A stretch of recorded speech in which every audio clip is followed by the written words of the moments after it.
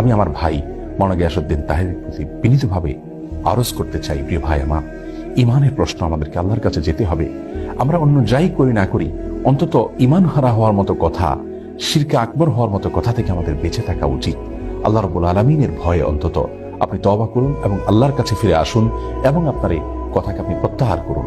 এতে আপনি আল্লাহর কাছে সম্মানিত হবেন, মানুষের কাছেও সম্মানিত হবেন ইনশাআল্লাহ। প্রিয় দর্শক, মাওলানা গিয়াসউদ্দিন তাহেরের সাথে ব্যক্তিগতভাবে আমাদের কোনো বিরোধ নেই, কোনো বিদ্বেষ নেই, কোনো শত্রুতা নেই। আমরা কোনো আলেমের নাম ধরে সমালোচনা করার সম্পূর্ণ বিরোধী।